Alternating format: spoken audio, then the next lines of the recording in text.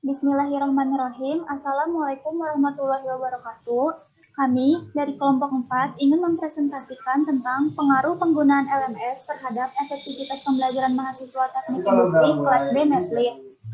Sebelumnya, izinkan saya untuk memperkenalkan diri terlebih dahulu.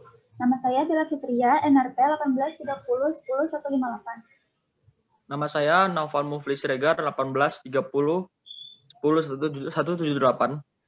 Nama saya Rehan Johan Adiasa, NRP saya 183 010177. Perkenalkan, nama saya Melanie Miska, NRP 1830 10168.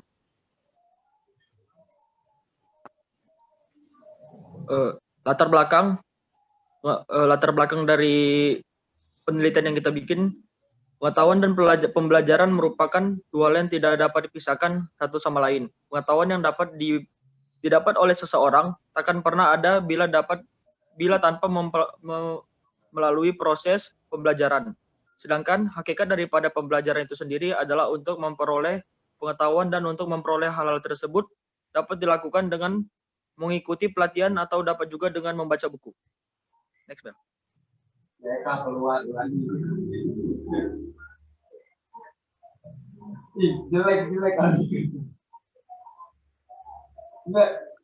Learning Management System atau LMS merupakan suatu sistem dapat memfasilitasi peserta didik untuk belajar lebih luas. Sedangkan lebih banyak dan juga bervariasi. Melalui fasilitas yang disediakan oleh sistem tersebut, peserta didik dapat belajar kapan dan di mana saja, atau yang biasa kita sebut anytime, anywhere, tanpa terbatas oleh ruang dan waktu. Learning Management System ini berisi materi-materi dalam kompetensi pedagogik dan profesional yang dapat dengan kemasan multimedia diberikan sebagai suplemen dan enrichment bagi pengembangan kompetensi pembelajaran. Next, Bel. Berdasarkan pendahuluan di atas, maka dapat diambil suatu rumusan masalah pada penelitian, yaitu yang pertama, bagaimana kelebihan dan kekurangan dari sistem LMS. Yang kedua, apakah terdapat pengaruh dalam penggunaan LMS terhadap keefektifan pembelajaran. Yang ketiga, bagaimana respon mahasiswa atau mahasiswi terhadap penggunaan LMS. Yang keempat, apakah pembangunan pembelajaran e-learning berbasis LMS sudah sesuai dengan kebutuhan mahasiswa ataupun mahasiswi. Selanjutnya akan dilanjutkan dengan teman saya, Rehan Juan. Ya, tujuan penelitian. Tujuan penelitian ini adalah menjawab dari rumusan-rumusan masalah yang tadi telah disebutkan. Yang pertama adalah mengetahui apa saja kelebihan dan kekurangan sistem LMS, mengetahui pengaruh penggunaan LMS terhadap keefektifan kegiatan belajar mengajar, mengetahui manfaat-manfaat dari penggunaan LMS dalam kegiatan belajar mengajar, mengetahui respon dari mahasiswa atau mahasiswi dalam penggunaan LMS, mengetahui apakah pembelajaran menggunakan e-learning berbasis LMS sudah sesuai dengan kebutuhan dosen dan mahasiswa atau mahasiswi dalam kegiatan belajar mengajar. Adapun manfaat dari penelitian ini, yaitu penelitian ini diharapkan akan memberikan manfaat dan kontribusi bagi mahasiswa. Misalkan bagi mahasiswa, hasil penelitian diharapkan untuk memaksimalkan kegiatan belajar melalui sistem LMS. Bagi dosen, menerapkan LMS sebagai sarana-prasarana dalam mengajarnya mahasiswa. Ruang lingkup dari penelitian ini hanya melakukan pada mahasiswa Unpas. Objek penelitian ini pada mahasiswa dengan jurusan teknik industri. Penelitian yang dilakukan pada mata kuliah kelas B. Tinjauan literatur. Dalam suatu penelitian diperlukan dukungan hasil-hasil penelitian yang telah ada sebelumnya yang berkaitan dengan penelitian tersebut. Dari jurnal Intan Finda Nur Mutmaina tahun 2018 yang berjudul Pemanfaatan Learning Management System berbasis Edmodo Materi Fluida Dinamis untuk Peningkatan Minat dan Prestasi Belajar Fisika Siswa Sekolah Menengah. LMS ternyata cukup banyak memberikan kontribusi dari segi pemanfaatan. Fleksibilitas LMS sangat memungkinkan pendidik dan siswa mengaksesnya kapan saja dan di mana saja serta melalui device apa saja seperti PC, tablet, ataupun smartphone. Sedangkan hasil penelitian yang dilakukan oleh Rukmini tahun 2020 yaitu sebesar 94% dari 682 responden yang terdiri dari 71% mahasiswa dan 16% dosen mengapresiasi dengan baik keputusan manajemen perguruan tinggi dalam melakukan pembelajaran melalui metode daring selama pandemik melalui surat edaran nomor 3 tahun 2020 pada Satuan Pendidikan dan nomor 36962 MPKA HK 2020 tentang pelaksanaan pendidikan dalam masa darurat coronavirus disease.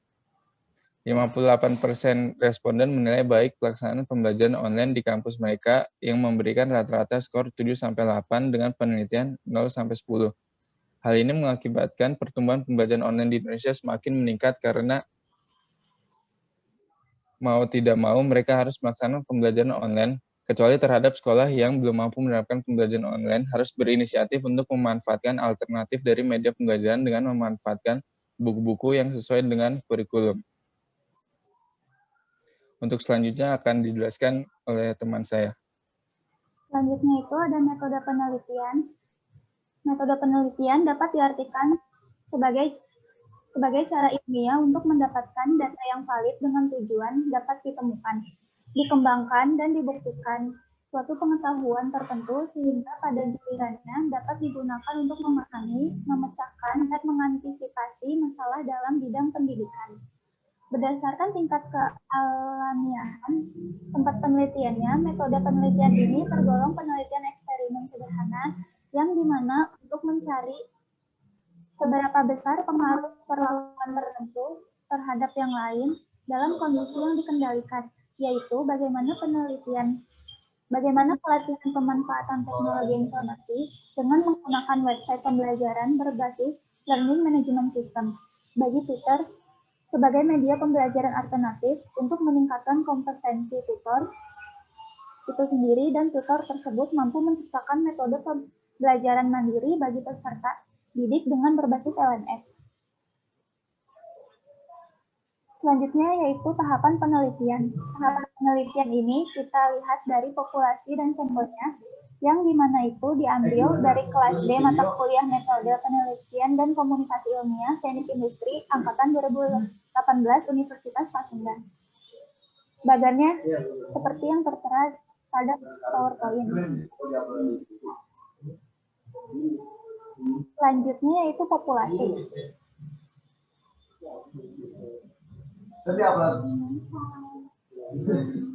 Populasi merupakan suatu wilayah generalisasi yang terdiri atas objek atau subjek yang mempunyai kualitas dan karakteristik tertentu yang ditetapkan oleh penelitian untuk dipelajari dan kemudian ditarik kesimpulannya. Populasi bukan hanya orang, tetapi juga objek dan benda-benda yang lainnya. Penelitian ilmiah sangat diperlukan suatu sumber data yang berkaitan dengan permasalahan yang kita pilih sebagai bahan untuk penelitian yang nantinya akan menghasilkan keterangan yang diperlukan. Sumber data yang dimaksud adalah populasi. Sampel. Sampel merupakan bagian dari jumlah dan karakteristik yang dimiliki oleh populasi tersebut. Sampel yang diambil dari populasi harus betul-betul mewakili teknik sampling yang digunakan untuk penelitian ini adalah non-probability sampling dengan teknik sampling purposive. Teknik yang dipilih yaitu teknik sampling purposive. Ini peneliti mengambil seluruh dari kelas D mata kuliah metode penelitian dan komunikasi ilmiah teknik industri angkatan 2019 Universitas Pasundan yang memiliki kesamaan ciri-ciri dan sudah sesuai dengan tujuan penelitian. Sehingga peneliti sudah menentukan perwakilan sampling dari semua kalangan yang bisa dijadikan sampling yang ada di kelas B mata kuliah metode penelitian dan komunikasi ilmiah yang menurut peneliti cocok untuk keberlangsungan penelitian. Selanjutnya yaitu ada variabel penelitian adalah suatu atribut atau sifat atau nilai dari orang objek yang memiliki variasi tertentu yang ditetapkan oleh peneliti untuk dipelajari dan ditarik kesimpulannya. Variabel ini ditetapkan untuk mengukur kualitas pengguna learning management system. Selanjutnya ada subvariabel penelitian yang tertera pada PowerPoint. Yang pertama itu ada variabel respon, subvariabelnya respon, dan indikatornya yaitu dapat memahami mata kuliah yang diikuti, nilainya 1-5. Yang kedua ada kelebihan dan kekurangan dari sistem LMS. Subvariabelnya yang pertama, kelebihan, memudahkan mahasiswa dalam pembelajaran online, nilainya 1-5. Subvariabel yang kedua yaitu kekurangan. Indikatornya ada keterbatasan kuota sehingga mahasiswa kesulitan dalam mengakses LMS, nilainya 1-5. Variabel yang ketiga yaitu ada kegiatan mahasiswa. Subvariabelnya mendownload materi kuliah. Indikatornya mengetahui materi mata kuliah, nilainya 1-5. Subvariabel yang kedua yaitu mengupload tugas. Indikatornya mengerjakan tugas yang tertera pada LMS yang terdapat di mata kuliah dan mengupload tugas. Yang ketiga yaitu perkuliahan. Indikatornya dapat mengikuti perkuliahan. Nilainya 1-5. Selanjutnya pengumpulan dan pengolahan data.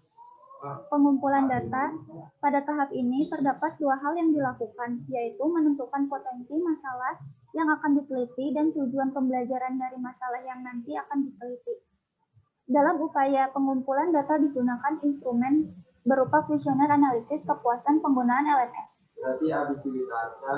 Selanjutnya yaitu observasi pembelajaran. Observasi pembelajaran terhadap sistem atau metode respon mahasiswa atau mahasiswi dalam penggunaan learning management system. Observasi digunakan untuk mengumpulkan data mengenai tingkat motivasi mahasiswa dalam mempelajari secara mandiri materi pembelajaran pada LMS. Observasi terhadap subjek penelitian dilakukan selama proses pembelajaran. Dengan melakukan observasi, diharapkan data yang diperoleh guna menentukan skala motivasi mahasiswa terdapat penggunaan LMS semakin akurat. Selanjutnya yaitu ada penyebaran kuesioner. Penyebaran kuesioner ini dilakukan untuk menguji data kualitatif mahasiswa atau mahasiswi terhadap respon mereka mengenai gaya belajar dan tingkat kesulitan dalam penggunaan learning management system.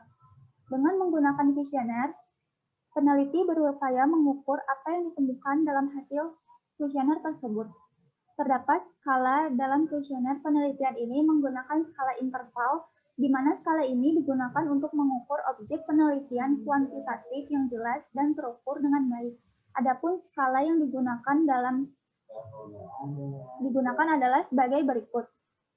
SS berarti sangat setuju, S berarti setuju, C berarti cukup, TS berarti tidak setuju, dan STS berarti sangat tidak setuju. Selanjutnya akan dijelaskan oleh teman saya, Melanie.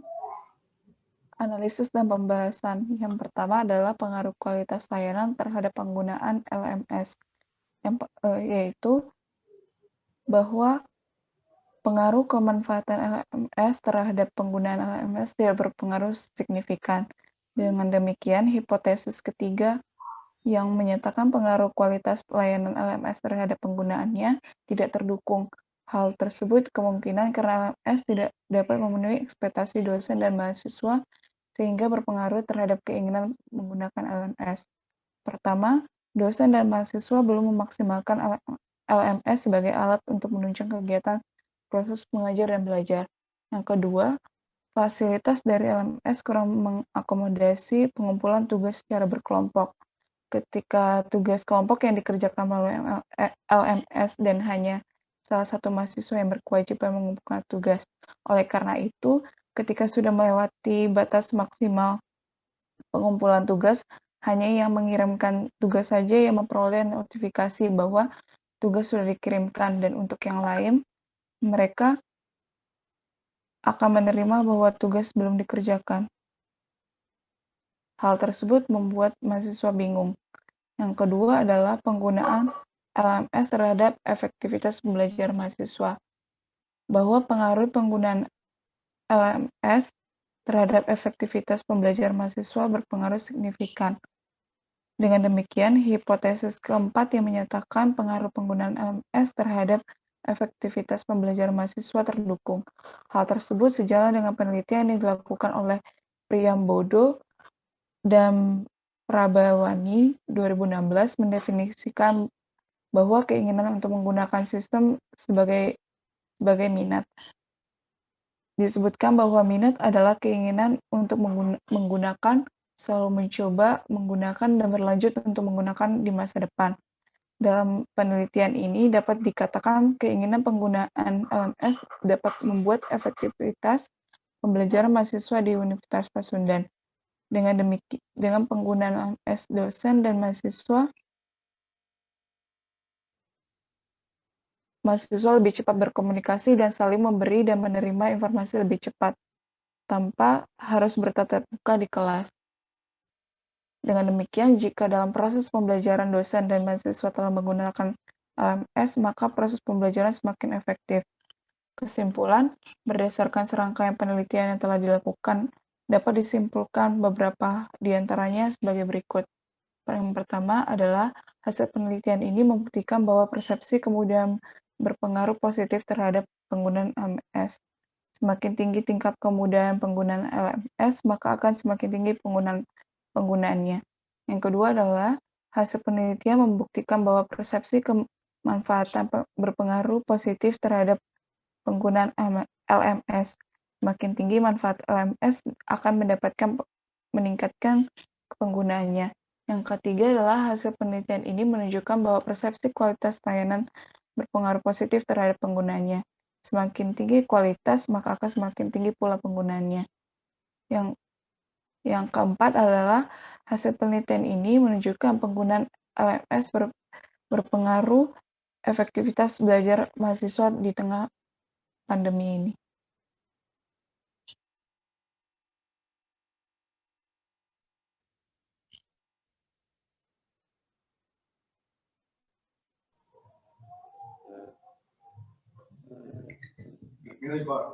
Sekian presentasi dari kami. Maaf bila masih ada banyak kesalahan. Wassalamualaikum warahmatullahi wabarakatuh.